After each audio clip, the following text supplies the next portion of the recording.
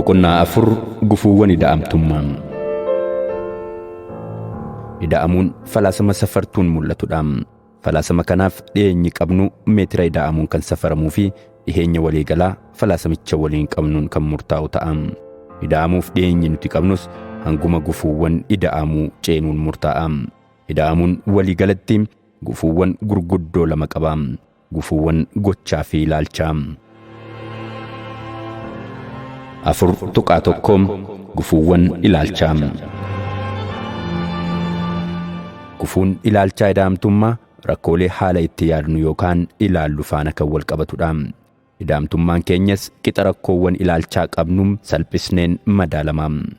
Ida'amuu jechuunis rakkoowwan ilaalchaa kana bira ce'uun olaantummaa yaadaa fidu jechuudha.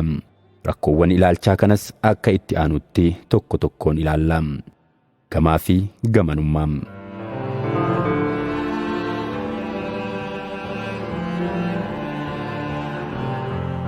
Ilaalchi gamaa fi gamanummaa yaadaa rakkoo ilaalchaa sadarkaa tokkoffaan biyya keenya keessatti mul'atudha.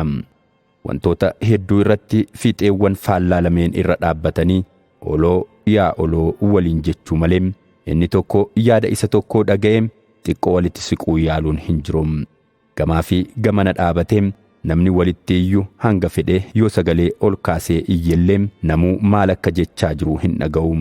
Gamaa fi gamana dhaabbanne hanga feene yoo guungumne hanga feene yoo dubbanne owwaattu malee kan nu dhaga'u hin jiru.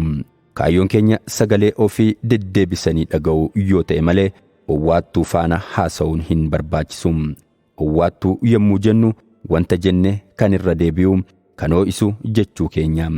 Wanti barbaachisaan inni gama dhaabbate sun maal akka jedhu itti siqanii dhaggeeffachuudha. Wanta inni jedhu dhaggeeffanne maal barbaaddeetu otoo jenneeni owwaattuun ala namni isa dhaggeeffatu jiraachuu isaa hubachuun rakkoo isa karaa sirriidhaan ibsachuu eegala. Itoophiyaan biyya namoota dhimmoota garaagaraa irratti yaada gamaa fi gamana dhaabbate qabaniiti. Dhimma seenaa irratti gamaa fi gamana dhaabbanne inni tokko isa biraa hubachuun haa hafuuti dhaggeeffachuufuu qophaa'aa miti. Yaada akka dhaala ofiitti fudhatanii tiksuuf dhaggeeffachuurra yaadni wal jijjiiramuu walitti makamuu fi xiinxalamuu ta'uu isaa hubatee yaada isaa gabbifachuuf namni yaalu xiqqoodha.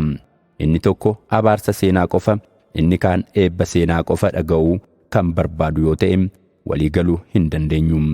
Beekumsa haaraa kan barbaannu yaada keenya isa duraanii nuuf jabeessuuf qofa yoo ta'e jijjiiramuu hin dandeenyu.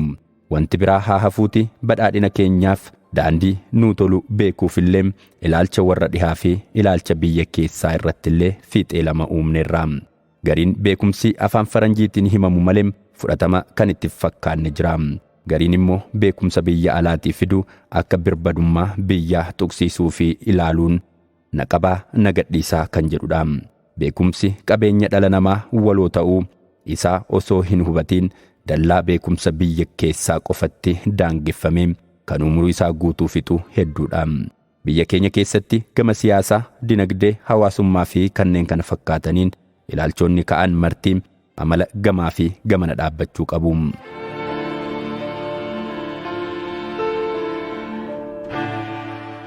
Furmaanni gamaa fi gamanummaan balleessuuf ta'u tokko ce'umsa ilaalchaa bu'uuraa gochuudha. Ce'umsi ilaalchaa kunis ilaalcha madaallii loogii hin qabne kan gabbisudha. Kana jechuunis wantoota hubachuudhaaf madaalliiwwan wal faallessoo uumne ilaalcha keenya akka hin shaakalleefidha. Dhalli namaa wantoota salphaadhuma irratti hubachuuf wantoota fiixee faallaa lamatti qoodee ilaala. Gurraachaa fi adii, gara jabeessaa fi gara laafessaa, cimaa fi dadhabaa, diinaa fi fira, gabaabaa fi dheeraa jechuun wantoota ija dunuunfachuuf maqaa moggaasee fi socho'a. Hubachuudhaaf akka nutti toluuf wantoota garee faallaa lamatti malli qooduu kun adeemsa yeroo keessa ilaalcha keenya shaakaluun barmaatii madaallii keenya ajjeeseera. Barmaatiin madaallii ilaalcha garee hin qoodnedha. Dheerinni kan safaramu meetira meeqam madaallii jedhuuni malee madaallii bicuu qoodamaa gabaabaa yookiin dheeraa jedhuun miti. Gara dhugaatti kan nu dhiheessus ilaalcha kana. Kana ta'uu baannaan furmaanni keenya marti safara miila keenyaa osoo hin bariin miilli koo xiqqoodha yookiin guddaadha jechuun akka kophee bitachuuti. Gurraacha moo adiidha jechuu irra sadarkaa gurraachina isaa madaaluu, hamaadha moo gaariidha jechuu irra hanga ammeenya isaa madaaluun dhugaatti nu dhiyeessa. Wantoota garaagaraa kan taasisu qabiyyee isaanii fi hanga isaaniiti malee wal faallessuu bu'uuraa uumamaan qaban miti. Ammeenyummaan taappeellaa olfuune kanaaf yookaan sanaaf kenninu miti. Hundi keenya hammina qabna, hanga hammeenyaatu gargari malee. Namni hamaa jedhamu hin jiru. Gama hundaanuu ilaalchi keenya madaallii irratti yoo bu'uureffate wantoota jijjiiruuf hagas nutti ulfaatu. Ramaddii garee madaallii irratti hin hundoofneen wantoota jijjiiruu hin dandeenyu. Sababni isaas namicha diina jennee gareen adda baafanne sana firoomfachuu waan hin dandeenyeefi. Kanaafuu maddi ilaalcha jijjiiramaa wantoota bifa garee hin qabneen ilaaluudha. Ilaalchi garee hin qabne afaan namni dubbatu wajjin ciminaan kan walitti hidhate waan ta'eef akka salphaatti kan dhabamsiifamu miti. Adeemsa yeroo keessa jechoota ramaddii garee irraa maddan balleessaa, jechoota madaallii garee hin qoodneen hanga bakka buusnutti wantoota hubachuuf jechoota kanatti itti fayyadamuu dandeenya. Dhalli namaa yaada guyyaa fi halkan jedhurraa bilisoome yeroo sa'aatiin lakkaa'u akka danda'etti adeemsa yeroo keessas dandeettiin ilaalchota hundumaa madaalliin ilaaluu dabalaa dhufuun isaa waan hin oolledha. Amma gaaffilee bari'eera moo hin bariine jedhurraa gara qooqa sa'aatiin meeqa ta'eera jedhuutti akkuma ce'e hunda adeemsa keessa moggaasota garee irratti hundaa'uun fooyyessaa dhufna. Fooyya'insi jechoota irratti taasifnu yoo xiqqaate jechoota ramaddii gareewwanii siyaasa keenya booressaa turanii balleessuun jalqabuu dandeenya. Baroota darban keessa keessumaa sochiiwwan barattootaa bara 1960mootaan booda jechootni siyaasaa waltajjii to'atan garee wayii mataa gadi qabachiisuu irratti kan xiyyeeffatanidha.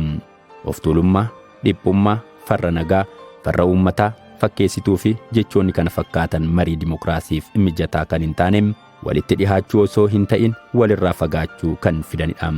Jechi akka ajjeesus akka fayyisus hubanne ejjennoo kanaan jechoota gareen qoodanii ibsan jechoota wal dhabbii hoo'isan balleessuu otoo jalqabne gaariidha. Sirna ilaalcha wal qooduu garee irraa bilisa ta'uu diriirsuuf wanti biraa nu barbaachisu aadaa marii fi mormii keenya gidduutti madaallii eeguu danda'uudha. Mormiin biyya tokko keessatti yaadni haaraa akka maddisiifamuu fi filannoon yaadaa akka babal'atuuf gahee guddaa taphata. Adeemsa mormii keessatti namootni yaadni isaanii fudhatama akka argatuuf ragaawwan funaananii fi carraaqqii isaan taasisan keessa qormaanni jiru wanta haaraa uumuun isaa kan hin oolledha.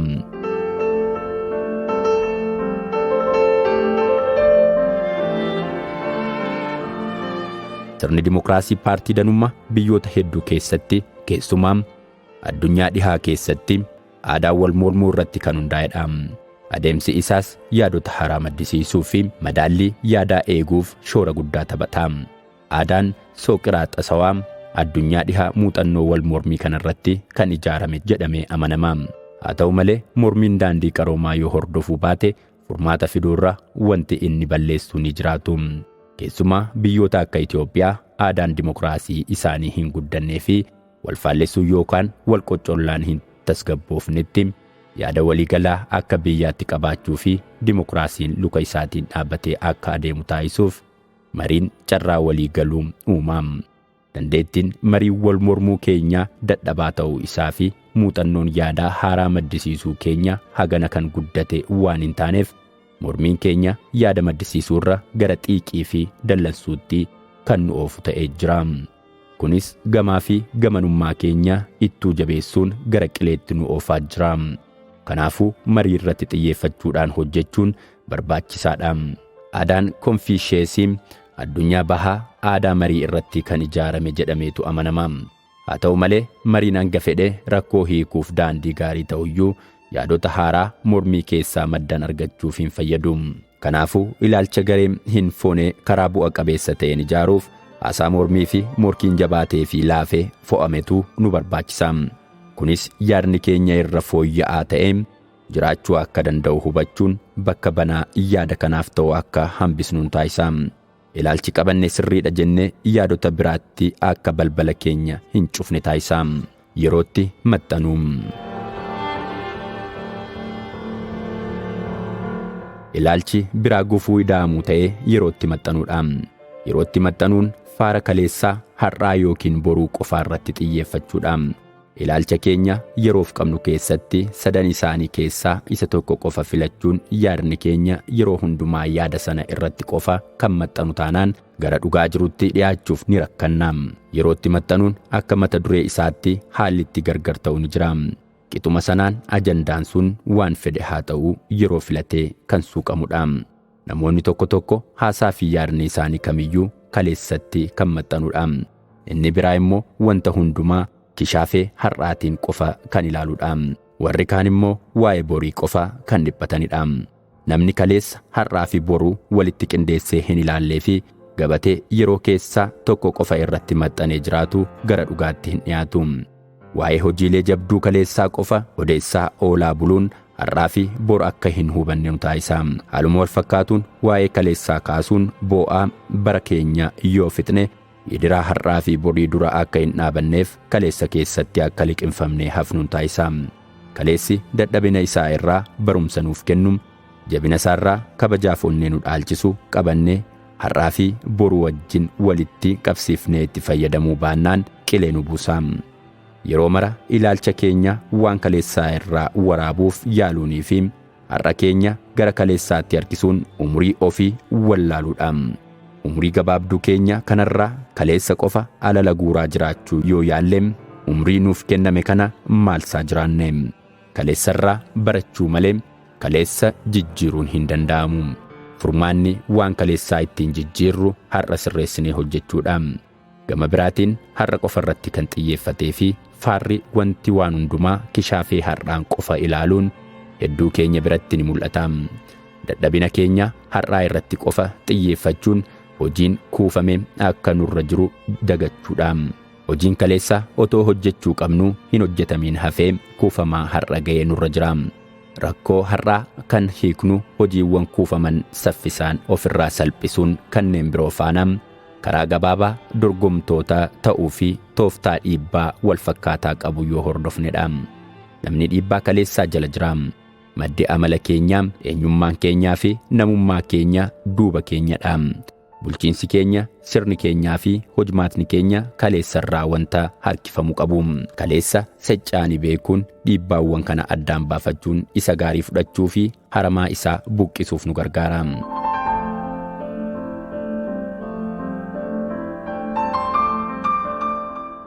Biyya keenya keessatti kennaa seenaa itti boonnu har'aaf barannee itti fayyadamuu warra biraa daawwachiisuun bu'aa irraa argachuu danda'uu qabna.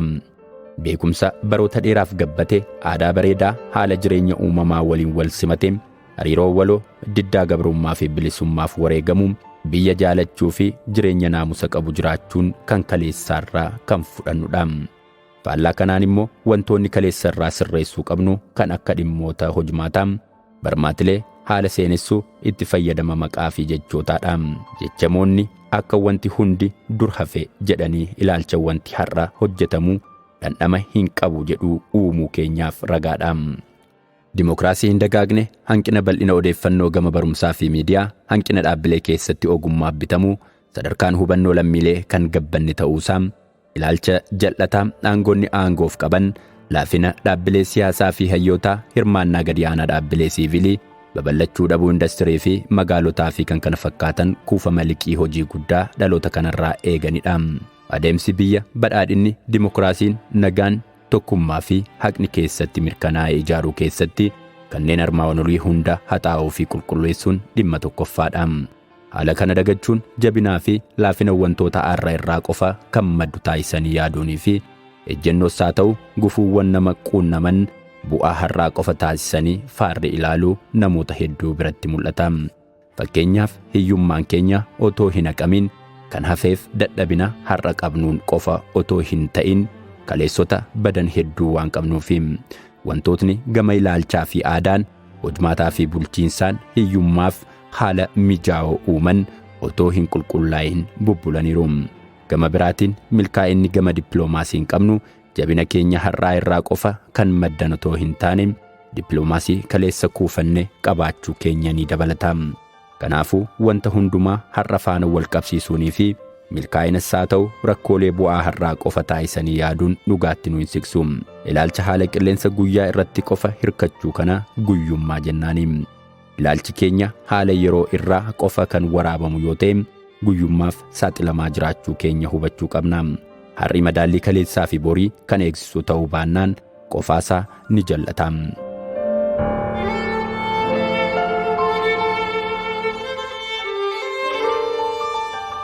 Biyya keenyatti ilaalchi dhiibbaa guddaa hin qabne boridha.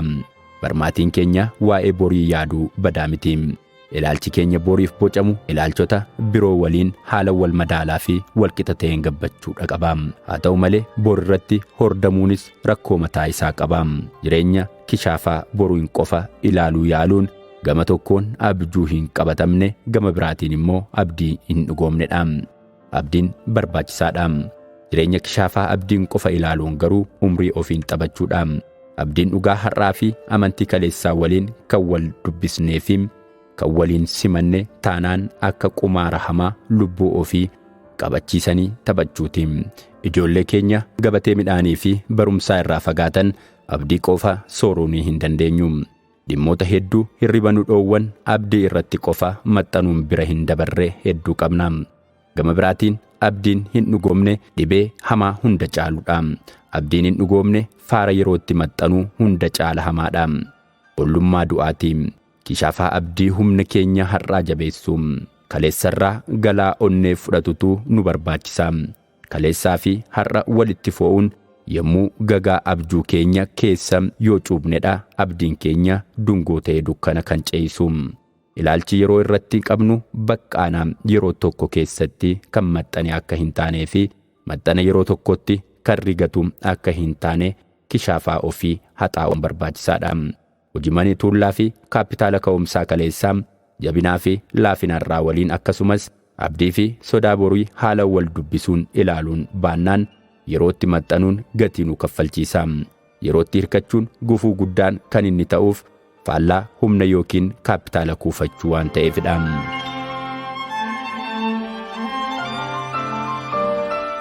Salphistummaa. Rakkoon ilaalcha inni fakkii waliigalaa guddicha yookaan rakkoolee gaaddiddeesse salphistummaadha. Salphistummaan wantoota kutaa qaama isaa fi akka waliigalaatti walxaxummaa isaanii waliin hubachuuf yaaluurra wantoota daandii salphaa ta'een hubachuuf yaaluudha. Salphistummaan bifa hedduutiin ibsamuu danda'a.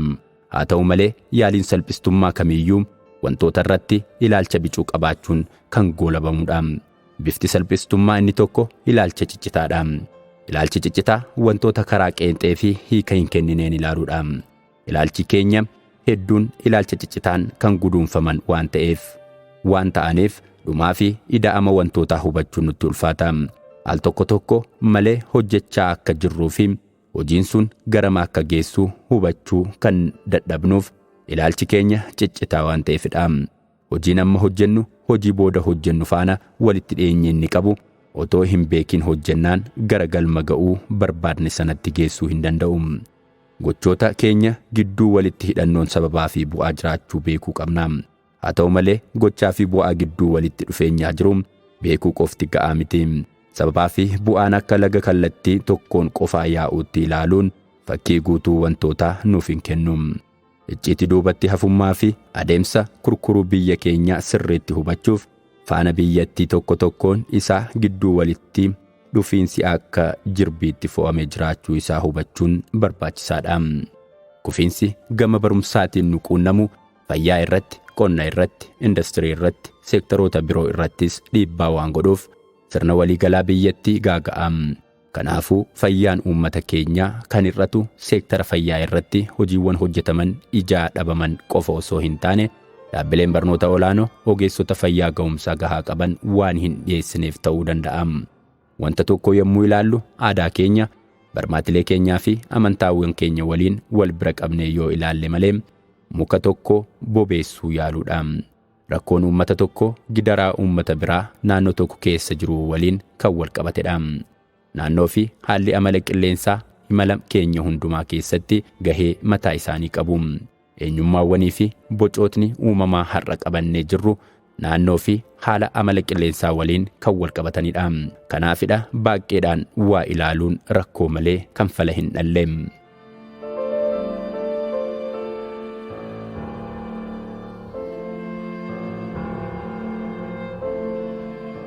Araddaaleen hundumtuu sansalata sababaa fi bu'aan walitti xaxamuu ta'uu isaaniitiin xaxaa sana haalaan hubachuu fi sirna waliigalaasaa irratti fakkii waliigalaa qabaachuun barbaachisaadha. Kunis ilaalcha kallattii tokkorraa yaaliin walxaxiinsa sirna tokkoo ilaaluu fi raaguu barbaachisaa akka ta'e agarsiisa. Dhimmi walxaxiinsa yookiin duraa duuba sirnaa hubachuu kun dhimma cimaa kan inni ta'u duubatti hafummaa bifa baay'ee qabu kana keessaa bahuuf tooftaawwan nu fayyadan adda baafachuuf waan nu fayyaduufidha. Tooftaawwan dabalataa daandii qaxxaamuraa sirnichi dafee duubatti hafummaa keessaa ittiin ba'u adda baafachuu baannaan tuullaan hojii kuufamee nurratti jigee nu liqimsa. Agarsiistuun ida'amuu inni tokko wantoota baaqee isaanii ilaaluurra guutummaa isaa caasaaf hojmaataan qindoomanii ilaaluu danda'us ni dabalata. Dhugaa jireenyaa wal hin deeggarree fi wal hin qabaanne argachuun rakkisaa waan ta'eef kanaafidha ida'amuun salphistuu ta'uu kan hin dandeenyeef. Bifti ilaalcha salphistummaa inni biraa faara sababeeffachuudha. Gariin keenya ka'umsa rakkoolee keenyaa hundumaa rakkoo siyaasaa taasisuu barbaadna. Gariin keenya immoo maddi rakkoolee keenya hundaa aadaadha jenna. Gariin keenya immoo amantaawwan keenya komanna. Gariin keenya immoo hooggantoota keenya himanna. Kaan immoo haala qilleensa naannoo inni keessa jiraatu, inni biraa danummaa keenya, inni kaan immoo abaarsa dhaloota durii fi waaqaa komanna. Ammas ilaalchotni akkanaa kan maddan walxaxiinsa sirnootaa dagachuurraa kan maddanidha. Walitti dhufiinsi sababaa fi bu'aa akkasumas walitti hidhannoon guddaa dinagdee, siyaasaa, aadaa, amantaa, qabeenya uumamaa, seenaa, amala qilleensaa, haala teessuma lafaa fi kan kana fakkaatan gidduu jira. Rakkoo tokkos haa ta'u falli tokko boolla tokko keessaa akka waan burquutti yaaduun walxaxiinsi sirnichaa irraa fagaachuuf yaalii salphistummaa taasifamudha. Sababeeffachuun rakkoo ilaalchaa wanta tokko qofa gadi fageenyaan beekuu keenya irraa dhufudha. Faara wanti sirritti qo'annee fi beekne tokko wanta hundumaa keenya akka waan murteessutti yaadutu jira. Siyaasa qofa sirritti namni qo'achaa jiraate tokko siyaasa murteessaa waan hundumaa taasisee fudhachuun sababeeffatummaa siyaasaa horachuu danda'a. Dinagdee qofa namni qo'achaa jiraate immoo sababeeffatummaa dinagdee horata. Fakkeenya guddaa sababeeffatummaa dinagdee kan nuuf ta'uu danda'u bu'aa barmaatii maarkisistii kan ta'ee fi ilaalcha gitaarratti qofa xiyyeeffannaa taasisuun wantoota biraa uumama hawaasummaaf bu'uura ta'an dagatudha. Akka aadaa maarkisistiitti barmaatii salphistummaa uumama hawaasummaa gitaa fi sirna oomishaa qofaan cafaqanii xiinxaluutu jira. Haa ta'u malee jireenyi dhala namaa hariiroo oomisha qofaan kan daanga'e miti. Haa ta'u malee jireenyi dhala namaa hariiroo oomishaa qofaan kan daanga'e miti. Hojjetaan tokko yemmuu bakka hojii isaa deemu hojjetaa ta'uu isaatiin bakki inni qabu akka jiru ta'eem hojjetaadhumti kuni koorneyaan ogummaa yookiin eenyummaasaa kan biraan bakka hawaasummaa fudhatu ni qabaata. Hariiroo oomishaan ala hariiroo maatii bakka hawaasummaa dhala namaa murteessuun uumamni hawaasummaa adda addaa akka jiraatu taasisa.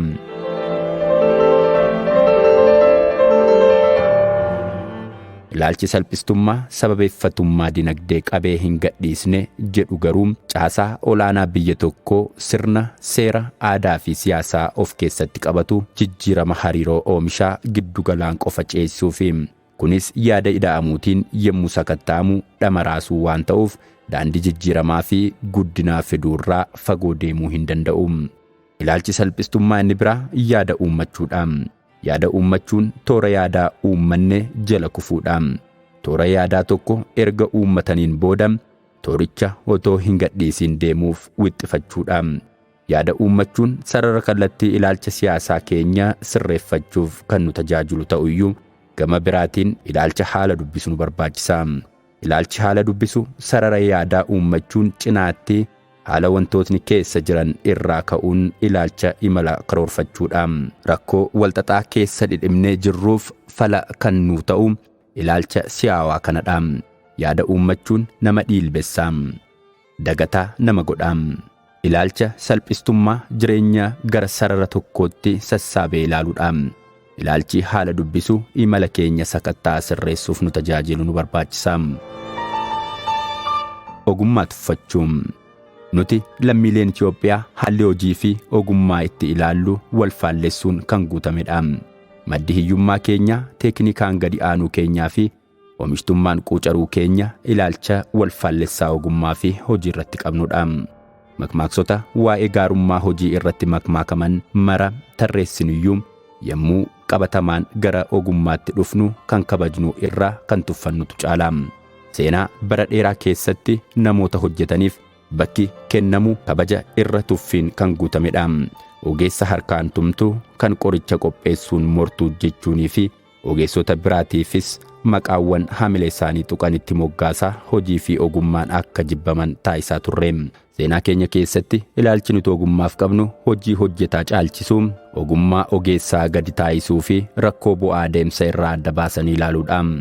Ogeessa tuffatanii bu'aa harka isaa fudhachuun, hojjetaa tuffatanii bu'aa hojii isaa jajuun akka hawaasaatti adeemsi fooyya'uu keenya akka gufatu hudhaa taasisedha.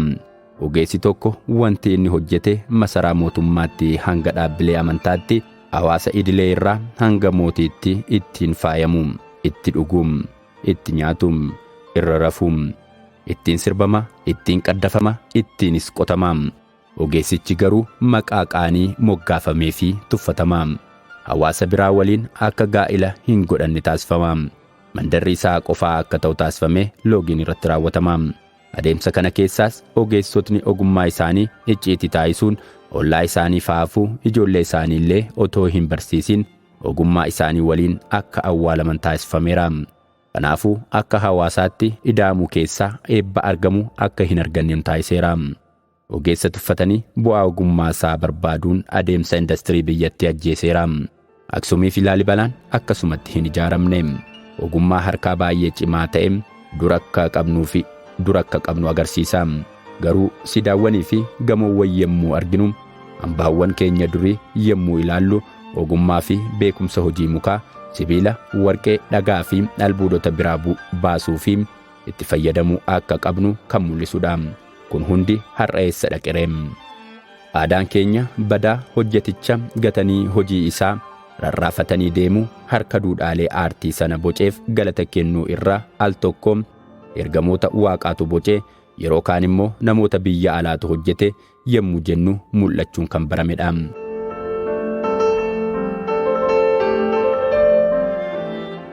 Ogummaa fi ogeessaaf bakki kenninu gadi aanaa ta'uu isaa qofa osoo hin taane saalfachiisaa waan ta'eef ogeessi beekumsaa fi ogummaa isaa hin fooyyessine.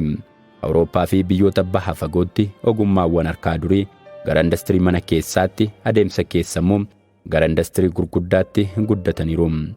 Biyya keenya keessatti kana dhugoomsuu akka hin dandeenye kan nu taasise ilaalcha ogummaa fi ogeessaaf qabnudha.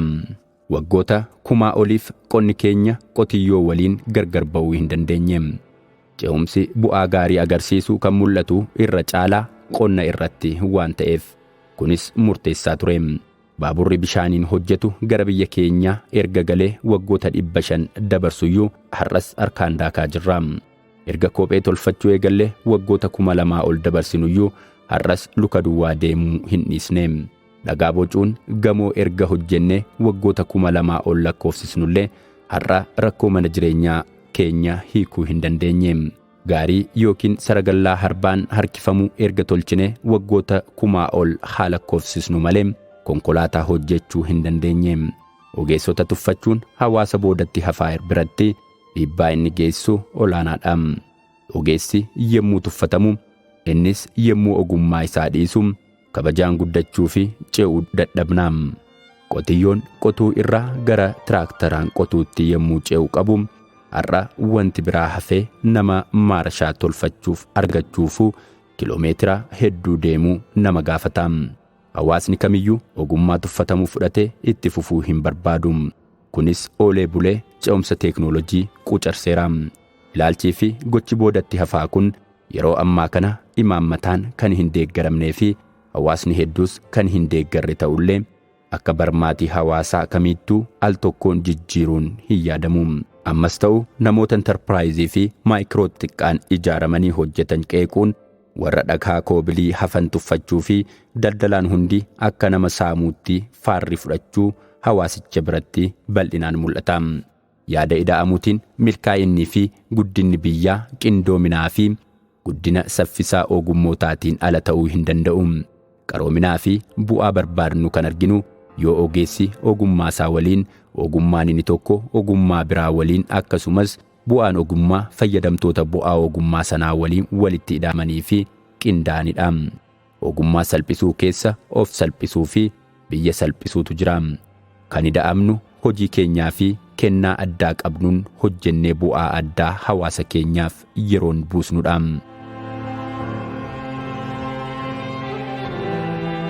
Dhibaa'ummaa, qoostummaa fi fakkeesstummaa.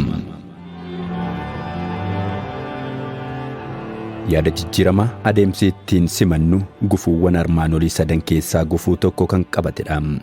Inni jalqabaa dhibaa'ummaa yommuu ta'u, kunis yaada jijjiiramaa kamiyyuu fudhachuu dhiisuuf sababa tarreessuu fi yaada jijjiiramaa liqimsuu dadhabuudha.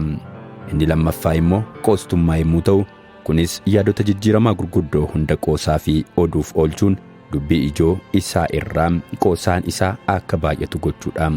Wantoota ija garaan ilaalanii madaaluurraa dubbicha irratti qoosaa uumanii bira darbuudha. Qoostummaan karaa baay'ee dhibaa'ummaa wajjin kan wal qabate yookiin immoo bu'aa dhibaa'ummaati. Inni sadaffaa immoo fakkeesstummaa yommuu ta'u, yaada jijjiiramaaf osoo hin taane nama dhuunfaa sana jala kufuun otoo nuuf hin galiin ibsa kennuuf oliif gadi fiiguudha. Kunis badii guddaa dhaqqabsiisa. Jijjiiramaa fi milkaa'ina keessa uummataa fi biyyi akka fayyadaman otoo hin taane hambaa yookiin harcaatu jijjiiramicha keessaa argama jedhamee yaadamu funaannachuuf jala fiiguu, jajaa fi faarfachaa waan jijjiiraman fakkaachuun bu'aa of yaadamsuu ilaallata. Dhibaa'ummaa kan jennu yaada haaraa tokko fudhachuuf dhibaa'uu fi diddaa mul'isnudha. Sababa kanaanis dursitoonni yookiin hooggantoonni biyyoota biraa irraa wanta gaarii baratan gara biyya keessaatti galchuuf baay'ee rakkatu. Atsee Teediroos Itiyoophiyaan ammayyeessa jedhanii yeroo ka'an sana qormaanni isaan quunname tokko kanadha. Yaada haaraa sana hubachuun akka saffisuu fi akka fooyya'u taasisuu irra baay'een isaanii qarqara dhaabbachuun akka maraatuutti isaan ilaalu ture. Wanta haaraa fudhachuuf dhibaa'ummaa waan mul'isnuuf dursitoonni guddina biyyaaf abjuun abjootan uummata keessa seenuuf gufuu guddaatu isa quunnama. Kanaafuu dursitoonni yaada haaraa fidanii dhufan dhibaa'ummaa uummata isaanii waliin walitti bu'uun isaanii wanta hin oolledha. Ga'umsi dursaa ta'uu kan barbaachisu yeroo akkanaati. Hooggantoonni abjuuwwan isaanii raawwachiisuuf uummata waliin waldhaansoo keessa gaafa seenan dursitoota ta'uu isaanii hafee bittoota ta'u. Yaada haaraa dirqamaan otoo hin ta'in malaan, humnaan otoo hin taane amansiisuunii fi fakkeenya gaarii ta'uun yoo raawwachiisan garuu dursitoota ta'u jechuudha. Kanaafuu dhimmi guddaa dursitoota bittoota taasisuun hammeenya abjuu isaanii otoo hin taane abjuu isaanii raawwachiisuuf humnatti fayyadamuu isaaniiti. Humnatti fayyadamuun tooftaa salphaa fi dandeettii sammuu hin gaafannedha.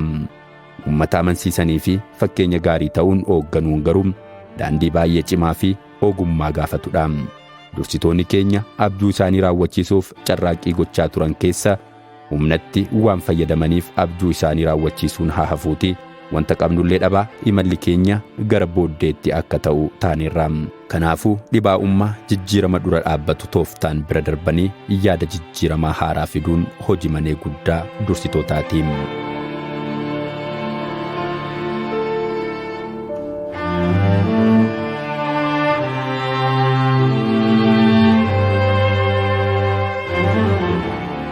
Gama biraatiin qoostummaan yaadota ijoo ta'an mara gara qoosaatti jijjiiruun yaadotni sun gatii isaan barbaachisu akka hin arganne taasisuudha.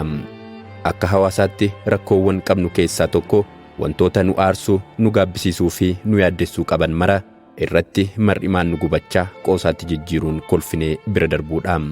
Adeemsa keessa hammina rakkoo nurra dhaqqabee otoo hin taane qoosaa ebeluun qoosee ol kaa'aa rakkoo nu quunname irraa fala otoo hin ta'in qoosaa uumaa bira darbinaa.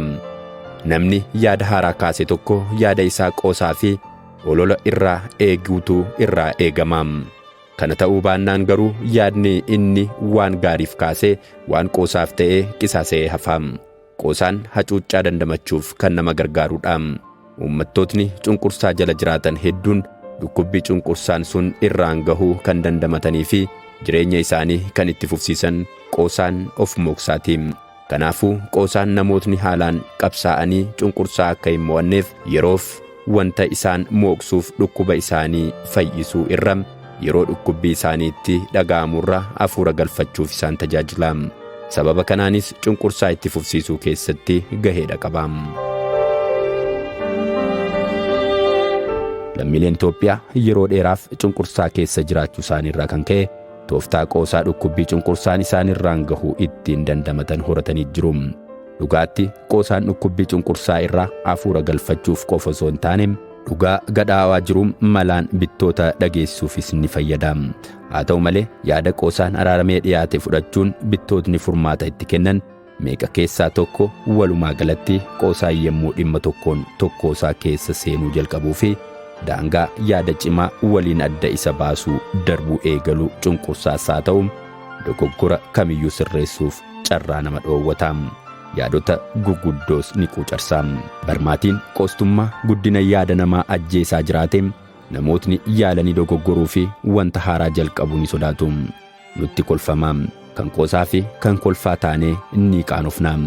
Biyyi nutti mammaaka jedhanii sodaatu. Yaalii tokko akka waan gaariitti fudhatanii jabeessuu fi gorsuu irra wanticha irratti qoosuu fi waan filatamuuf dubbachuurra callisuu, hojjechuurra harka dachaafatanii taa'uu, yaaluu irra of qusachuu, jalqabuu irra hordofuun akka filatamu taasisee jira.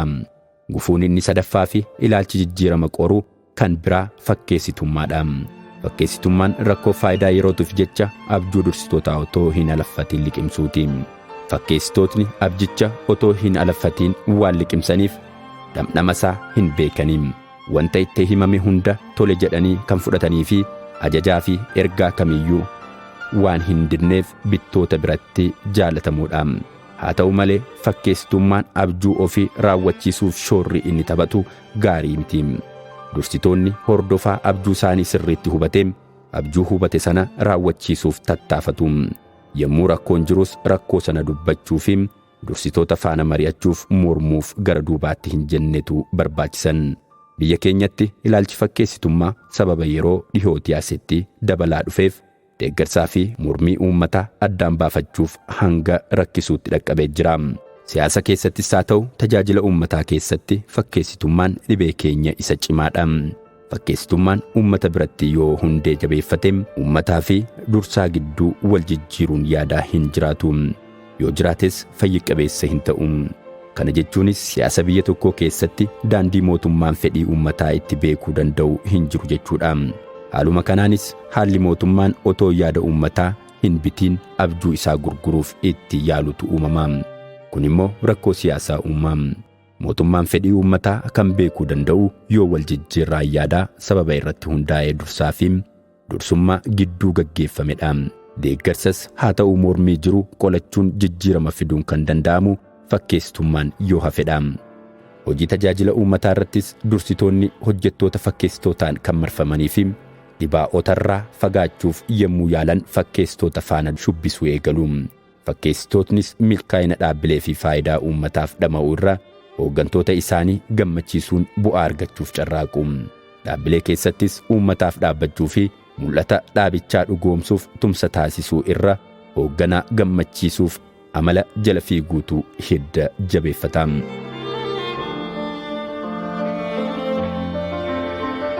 Dursitoonni dhibaa'ota qoostotaa fi fakkeessitoota gara namoota sababaatti amananitti yoo jijjiiruu danda'an qofa dursummaan kan turuu danda'an. Kun ta'uu baannaan garuu dursummaa isaanii dhiisanii bittummaatti jijjiiramaa jiru jechuudha. Kana jechuun garuu dhibaa'ummaa fi fakkeessitummaan rakkoo uummataa yookiin rakkoo durfamichaa qofa osoo hin taane dursitoota birattis rakkoo mul'atudha. Dursitoonni yaadaa fi mormii uummata isaanii yookiin qaama dursan biraa isaan irratti dhiyaatu akka barbaachisummaa isaatti kan fudhatan ta'uu baannaan isaanumti mataan isaanii dhibaa'oo ta'u jechuudha. Kunis dursichi abjuu waloo otoo hin taane abjuu mataa isaa qofa qabatee waan imaluufi dursichi gara bitaatti jijjiirama jechuudha. Gama biraatiin immoo yaada uummataa otoo hin alaffatin akka jirutti liqimsuu taanaan amala uummatummaa qabu jechuudha. Uummatummaan fakkeessitummaa dursitootaati. Dursitootni deeggarsa uummataa miira irratti hundaa'e argachuuf jecha daandii buddeen abjuu ittiin tolchanidha. Karaa duraa duubaa sababa irratti hundaa'een akka hin milkoofnee fi akka sirrii hin taane otoo beekanii deeggarsa uummataa miira irratti hundaa'e argachuuf jecha wanta hin taane ni ta'a jedhu.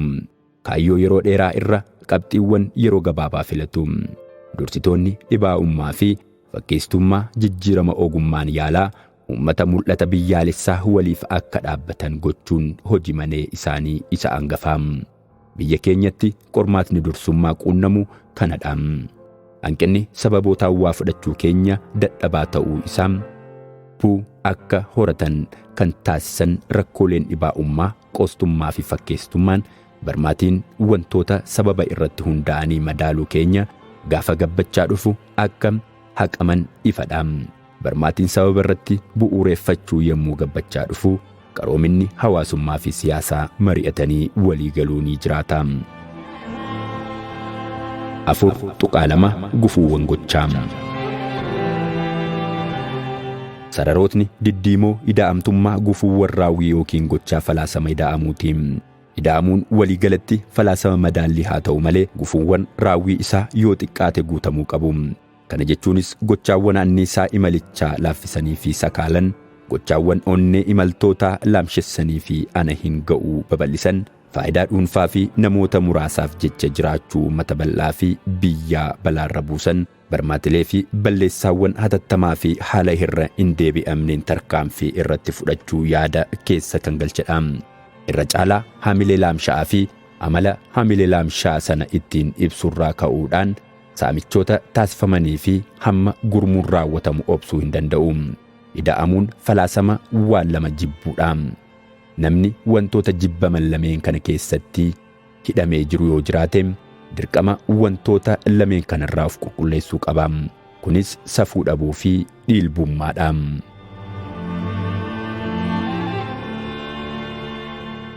Safuu dhabdummaa. Safuu dhabdummaan dhibee biyya keenya gooboo taasise, rakkoon ishee waadee fi rakkoo keessaa akka hin baane gunnuufachiisee qabedha. Yaaliin badhaadhinaafis haa ta'u dimokiraasiif goonu taakkuu tokko hin deemin mucucaachisee kan duubatti nu deebisuu safuu dhabdummaa waan qabnuufidha. Ofittummaan lubbuu namootaaf yaaduu dhiisuun hanni faayidaan biyyaa mariif dhiyeessuu fi rakkooleen kana fakkaatan hundi kan dhufan safuu dhabdummaan waan babal'ateefidha. Biyya keenyatti ilaalchi yakka irratti qabnu dogoggoradha. Yeroo baay'ee akka raawwachuun gocha kutaa hawaasaa harka qalleeyyiin raawwatamu taasifamee fudhatama. Uummatnis yakki inni akka safuutti lakkaa'uu fi kallattiin balaaleffatu yakka hiyyeessi raawwatamudha. Fakkeenyaaf hanni hiyyeessaan qofa yakka raawwatamu taasifamee waan amanamuuf hawaasni duudhaa to'annoo isaatiin kan abaaruu fi kan jibbu yakka hannaa humnaan gabaa keessatti taaksii irrattii fi bakkeewwan wal fakkaatan birootti raawwataman qofadha.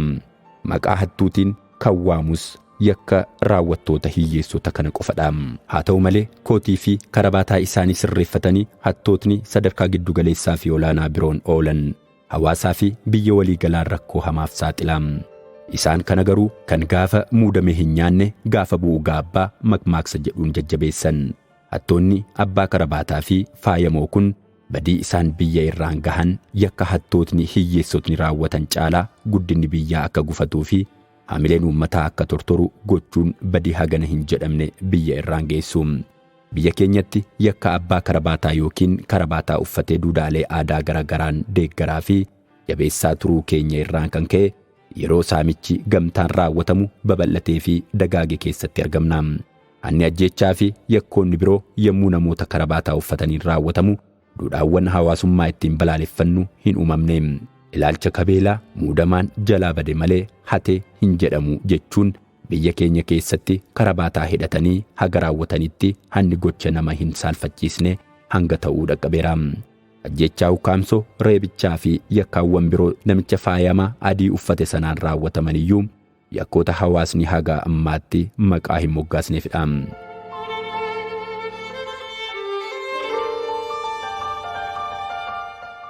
Waggoottan kurnan darbaniif hanna gurmaa'anii raawwatamuu irratti qabsaa'uuf carraaqqiin cimaa godhamiyyuu carraaqqichi bu'a qabeessa hin turre. Ittuu jabaataa deemuun qormaata biyyattii isa guddaa ta'uu danda'eera. Gaaffiiwwan haqaa hawaasummaas kana waliin baay'ee kan wal qabatanidha. Biyya keenyatti gama haqa hawaasummaan keessumaayyuu sabaaf sablammoota gidduutti itti fayyadamummaa dinagdee wal qixa ta'e ilaalchisuun gaaffiiwwan uummanni kaasuu hodmaata kira sassaabdummaa fi firaan wal fayyaduu irraa haqa qabeessummaan dhabamuu isaaniirraa dallansuuwwan dhalatanidha. Biyya olaantummaan dadhabaa jirutti hanni gurmaa'inaan raawwatamuu fi saamichi humna cimaa shanaffaa yookiin morkataa mootummaa ta'uun hidda jabeeffata. Kun akka uumamuufis dhaabbileen quunnamtii yookiin miidiyaa damee mootummaa afraffaa jedhaman rafuun isaanii fi ulullee sagalee hin qabne ta'uun isaanii ka'umsaa fi mallattoo mootummaa dadhabaati jechuun ni danda'ama. Seerotni, heeronnii fi imaammatnoonni biyya tokkos hanna babal'isuufis haa ta'u dhaabuuf gahee olaanaa qabu. Seerri, heerrii fi imaammatni kan tumsa taasisuuf yoo ta'e lammiilee yemmuu hattootaa fi saamtotaan miidhaan irra ga'u abbaan isaan miidhe sana falmachuuf hattoota dura dhaabbachuuf ni ka'u. Mormiinis ni mo'ata. Warri kaanis isaan ilaaluun gara fuulleetti dhufu. Hattoonni sodaachuu jalqabu. Humni badii kun akka latuu fi booda irras akka babal'atuuf kan isa gargaaru inni guddaan ilaalcha dhuunfaa keenyaa fi aadaa waloo keenyaa. Hatanii guddachuu aadaa balaaleffanne keessatti, saamanii duroomuu hawaasa hin jibbine keessatti hannaa fi saamicha irratti qabsaa'uu rakkisaadha. Namni gaala hatee gugguufee deemuurra gaala hate sana yaabbatee dibbee rukuchiifatee sirbaa deemuu aadaa fi biyya dandeessisu uumne jirra. Kan yeroo muudame hin nyaanne yeroo bu'u gaabbaa makmaaksi balaafamaan jedhu hunda keenya kan boochisu ta'eera. Muudamaan aangoo isaatti fayyadamuun hanna raawwate akka nama adamoo deemee milkii gaariin deebi'etti fardaan garmaamuuf omtuu isaa nafne. Aadaa sodaachisaa hattuun ija mukeen kiisii yookiin giphii keenyaa fi laphee keenya itti gogsuun keessa jiraachuu erga jalqabnee turre. Hannaa fi saamicha gurmaa'inaan raawwatamu ilaalchisuun aadaa, qooqnii fi ilaalchi keenya jijjiiramuu qaba. Kun ta'uu baannaan guddinni keenya akka quucareetti, haqi keenya akka fashalaa'etti, dinagdeen keenya akka dadhabeetti jiraachuun keenya itti fufa. Biyya hannii fi saamichi gurmaa'inaa keessatti babal'ate keessatti furtuu guddinaa kan ta'e dorgommiin haqa irratti hundaa'e ni dadhaba. Warri kaanis humnii fi carraan dorgommii moo'uun isaanii haphatee bada.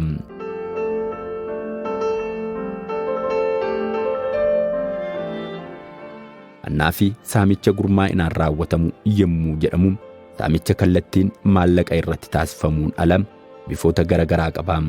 Yakkamaa gadi dhiisanii nama qulqulluu hidhuun hanni haqa irratti raawwatamu jira. Karaa seeraan alaa namootni akka muudaman, akka fayyadaman, akka guddina argatan, akka buufatan taasisuun dhugaa fi amantaa saamuun jira. Hanni gurmaa'inaan raawwatamu gaafa babal'atu inni hojjetu hiyyoomee inni taa'uu sooroma. Barataa dadhabaan darbee barataa cimaa kufaa. Addunyaa seeraa keessatti immoo yakka kan hojjete hiikamee qulqulluun hidhama. Gabaa keessatti mi'i barbaachisaa gatii gadi aanaan dhiibamee akka gurguramu taasifamee inni qulqullina hin qabne gatii ol ka'aan akka gurguramu taasifama.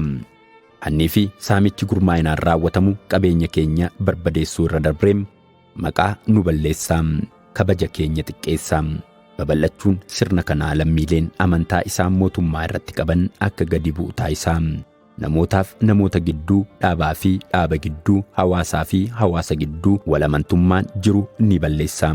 Hunda caalaa lammiileen koobummaaf saaxilamu. Hariiroo hawaasichaa fi haala jireenya isaa irratti amantaa waan dhabanii fi raafamuun madaallii dinagdee baay'ee waan dabaluuf abdii kutatu. Fedhii isaan hojjetanii jijjiiramuuf qaban ni laamsha'a. Qophaa'ummaa fi raafamni madaallii dinagdee amala uumamaa guddina dinagdee waliin wal qabatanii dhufan ta'uun isaanii kan eeggame ta'ee sirni saamicha gurmaa'inaa irratti bu'uureffate garuu miira qophaa'ummaa akka dabalu taasisuun miira abbaa biyyummaa lammiilee ajjeesuun biyya rakkoo guddaaf saaxilaa. Ka'umsi sirna farra dhugaa fi guddinaa ta'e kanaa hedduu waan ta'aniif humna inni qabu laaffisuudhaan diiguun furtuu hiyyummaa mo'achuu akka ta'e hubachuun barbaachisaadha. Sadarkaa barumsaa fi beekumsa hawaasaa guddisuunis murteessaadha. Hawaasni barate hawaasa hin baranne caalaa balaa hanni irraan ga'u sirriitti beeka. Hattoota irratti ni qabsaa. Dhaabbilee mootummaa fi hawaasummaa jabeessuu jechuun dallaa amansiisaan qe'ee ofii eeggachuu jechuudha. Iftoominaa fi itti gaafatamummaa mirkaneessuun akka seeraa fi poolisiitti hanna ittisaa. Lameenuu kan biqilan garuu dachee safuu irratti yoo facaafamanidha.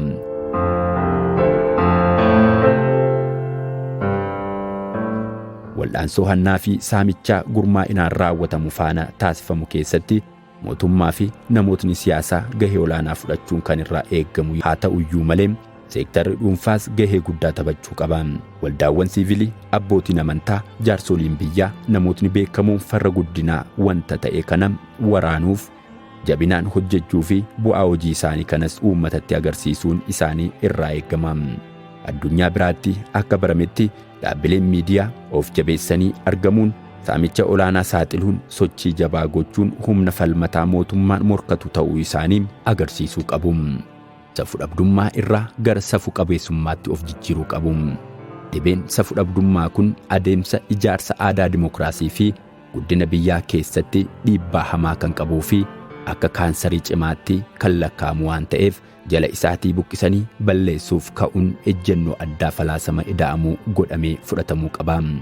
Kun dhugoomuu kan danda'u uumamaan kan badhaafamne murtii haqaa, murtee madaalawaa aadaa fi duudhaa keenya waliin wal simate gara laafummaa fi bilisummaa jaalachuu keenya barumsaa fi gochaan gabbisuu fi qaruun gadi deebitummaa fi murtee jallisuu irraa yoo of eegne qofadha. Hawaasni qulqullummaa fi bilisummaa garaa akka ejjennoo guddaatti yoo qabachuu baate wanta kamiyyuu bu'a qabeessa taasisuun rakkisaadha. Hawaasni guddinaa fi qaroomina galmeessan seera isaanii, tooftaa jireenya isaanii fi daandii bulchiinsa isaanii kan hordofaniif olaantummaa safuu qabeessummaaf qaban irratti hundaa'uudhaan.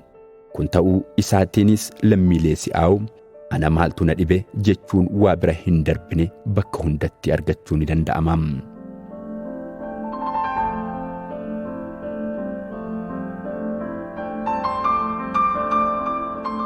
Dhilbaa'ummaa. Dhilbaa'e jechi jedhu hammeenya, jal'ina, xiyyeeffannaa dhoowwachuu diduu, beekaa rafuu, nuffuu kan ibsudha. Dhilbaa'ummaa yemmuu jennus hamtummaa, jal'ummaa, nuffuu jechuudha. Dhilbaa'ummaan jecha dhibee amala keessoo amaloota ibsaman akkasii walitti qabee kan ibsudha. Falaasama ida'amuu keessatti safuu dhabdummaatti aansuun amalli baduu qabuu fi akka sarara diimaatti ilaalamuu dhilbaa'ummaadha. Mammaaksaanuu mataan yoo dhilbaa'ee dhadhaa hin waraanuu jedhama. Dhilbaa'ummaan barmaatii badaa wanta karoorfame hunda dhabamsiisu, wuxineewwan keenya hunda fashaleessu, galma ga'uuf yaadne hunda dukkaneessuu fi kan fuulduratti yaadne boodatti kan harkisudha.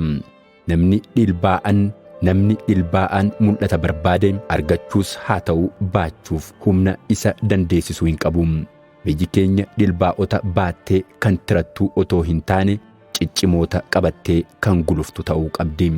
Bifa kamiiniyyuu eelaa badii kana baannee gara ida'amuutti imaluu hin dandeenyu. Baduun isaa dukkana olaantummaa akkuma gonfachiisu hunda dhilbaa'ummaan hojii, bu'aa hojii fi bu'aan sun waliigalatti faayidaa inni argamsiisu ilaaluu dadhabuudha. Wanta hunda ofiif of bira qabanii madaaluun anaan maaltu na dhibe, anaan nan ilaallatu, maaltu na dhamaase, abbaan fedhee kan nyaatuuf maaltu na jarjarse jechuun waan gaarii hojjechuu irraa of ittisuudha. Dhaabni siyaasaa yookaan daldalaa kamiyyuu haa ta'u milkaa'inaaf wantoota bu'uura ta'an sadii isa barbaachisa. Isaanis humna namaa, hojmaataa fi ijaarsa akkasumas hojii sana hojjechuuf meeshaalee barbaachisanidha. Hunda caalammoo hojicha saffisaa fi qulqullinaan hojjechuuf humna namaa ga'aa, beekumsa, dandeettii, ilaalchaa fi ogummaa kan mariif dhiyaatu miti. Gamaagamni aadaa hojii biyya keenyaa akka mul'isutti amalli dhilbaa'ummaa hojjettoota qofa irratti otoo hin taane hooggantoota birattis hidda jabeeffachaa erga dhufee bubbuleera. Wanta kamiifiyyuu na'uu dhiisuun, gaaffii uummataaf gurra kennuu dhabuun, rakkoo faana walitti madaqanii muguun faara hawaasummaa erga ta'ee tureera. Pirojektiin tokko baasii karoorfameef caalaa harka 10 baasisee yeroo xumuramuuf karoorfameef irraa harka 3 boodatti hafee otoo hin xumuramin yemmuu hafu itti gaafatamaan pirojektii sanaa miira yakkaan gaaburra ofitti aantummaa olaanaan gaazexeessitoota fuula duratti dhihaachuun sadarkaa kana irraan gahuuf hojii kutannoo guutame meeqa akka hojjete lallabaa. Karoora waggaa karoorfate keessaa 5% qofa aangawaan raawwate.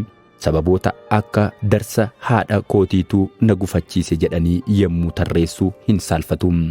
Durdur gowwaan yoo saalfachuu baate firri gowwaan saalfataa jedhama ture.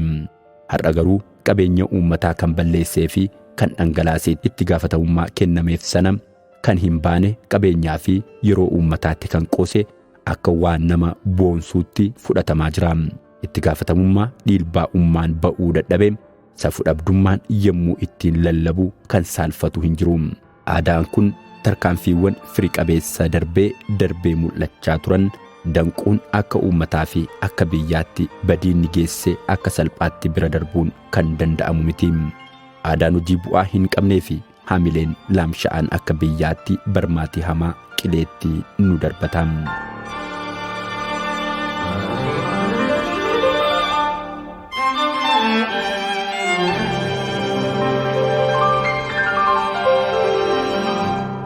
Dhiilbaa'ummaa fi lafa irraa harkifattummaan hundee hamaadha.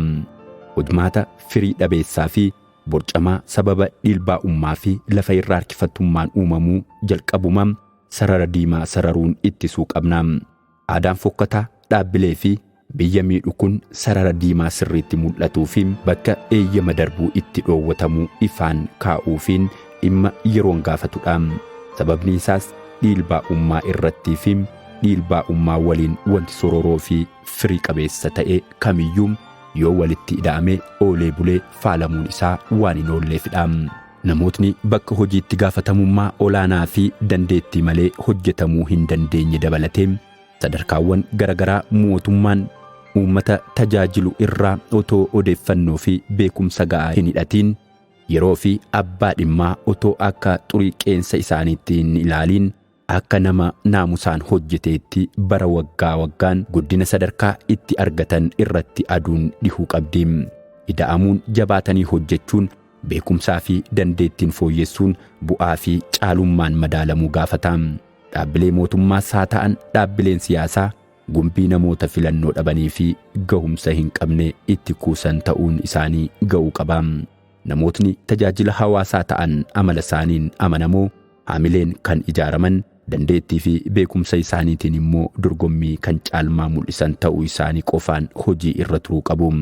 Aadaan lafa irraa harkifatummaa fi dhiilbaa'ummaa bu'aa malee oduu fi wal beekuun taa'umsa ho'isaa sadarkaa tokko irraa gara sadarkaa biraatti guddinaan ol siquu sun lammata akka deebitee hin baanetti dhihuu qabdi.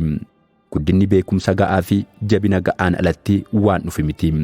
Biyyi namoota dadhaboo fi dandeettii hin qabneen hoogganamtee hin jijjiiramtu, hin guddattus. Biyyii fi uummatni pirojektoota hin xumuramneen wal qabatee qabeenya biiliyoonotatti lakkaa'amu akka dhaban sababoota taayisan keessaa tokko maddi isaa kana. Kan uummataan filatamanis haa ta'an raawwachiistota muudamtootaa fi ogeessonni eenyuyyuu caalaa hamilee fi dandeettii fakkeenya ta'uu danda'u qabaachuutu irraa eegama. Kaleessa har'a irratti kan dabalan otoo hin taane har'a haaraa fi fooyya'aa uumuuf kan dhamaan ta'uu qabu. Tajaajiltoonni uummataa boru ija har'aan kan ilaalan otoo hin taane har'a ija boruun kan ilaalanii fi ergamoota yookiin hawaariyaa adda duree jijjiiramaa ta'uu qabu. Tarkaanfiin jijjiirama ida'amuu bu'aa gaarii akka hin galmeessifneef muudamtoota ogeessotaa fi hojjettoota filatamoo amanamummaa dandeettii fi ciichummaa waliin walitti qindeessanii qabanii qofa qabaachuu qabna. Hojii ariifachiisaa hojjechuun amantaa uummataa saffinaan kan deebisuu danda'u isaanii. Irra caalaa wantoota badan sirreessuun amala jijjiiramaa fi guddina biyyoolessaa eegame kana galmaan ga'uuf tajaajila hawaasaa dandeettii fi ga'umsa bu'aa fi milkaa'ina mallattoo ittiin adda baafatamu taasisuu nu barbaachisa.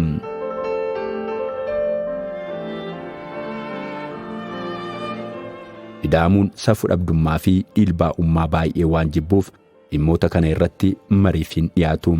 Ida'amtoonni hundi xuriiwwan kana akka ofirraa miiccantu barbaadama. Ida'amtoonni uumamni dhala namaaf qabeenyota kennite dhugaa haqaa fi kabaja bu'uureffachuun badhaadhina dhufuu kan barbaadanidha. Hunda caalaa qabeenyi guddaa ida'amuu ciichummaa keessa ofiitii madde kan addaan hin citnee fi of agarsiisuuf kan hin taanedha.